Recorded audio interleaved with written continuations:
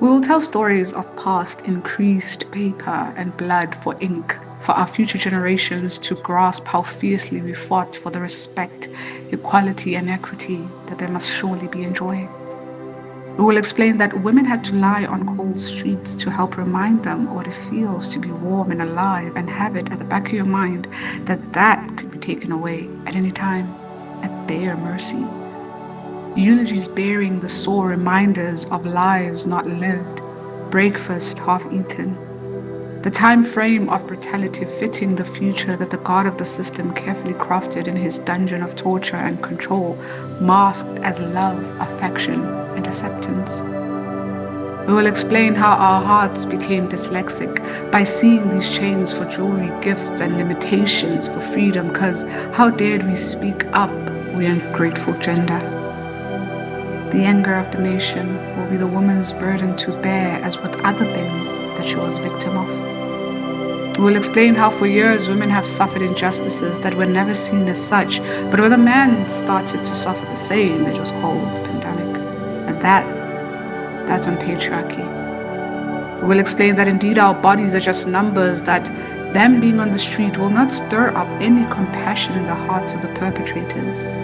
For our bodies, built in God's glory, were just meant to be laid bare in the altar of men's approval.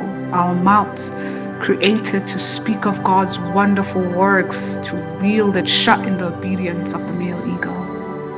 The deaths on the streets, the stains of blood on our feet, the constant reminder of how the system was never meant for justice, never meant for us, just ice. Reminder frozen in time of all the bloodshed that brought us to this moment of purple hearts, because we veterans in the war of the obliteration of the divine feminine, this moment that will be taking us to a future that is just as bloodied, just as deprived, just as devoid of humanity towards divine feminine.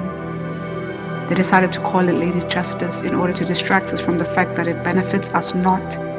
Called it Lady Justice to try and make us feel as though it was designed by us, for us.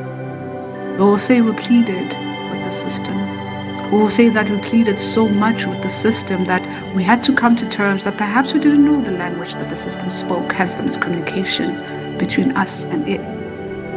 We will say that the war waged against us was never seen as treason, but reason justified with the reasoning beyond our comprehension, for we've always been the lesser vessel in all things carnal. We will preach how we were forced to find normalcy and warmth in the cold corners of houses painted in different shades of our blood. The birth of a daughter is a curse punishable by wrath. Women laying lifeless like marionettes, their screams silenced by the next trend, their cries for help and protection vetoed by the demeaning text headed by the green and orange movements that further prove that the mental health of perpetrators matters more than that of the abused and the violated girls and women. We will explain to future generations that the patriarchal system is of no benefit to anyone, because the green and orange movements are fighting norms that very system set in place.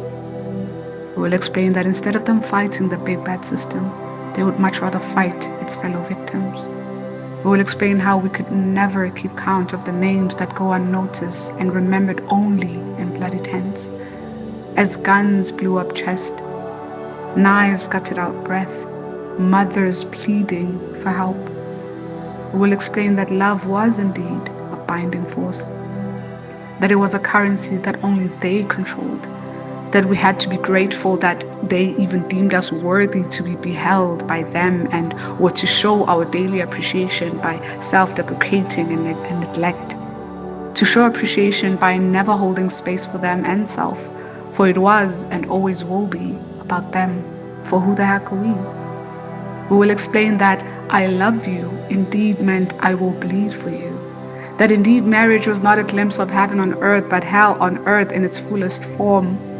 We will explain that hello was an invitation to harassment and politeness flirting, therefore justifying our humbling and murdering, because how dare we lead them along?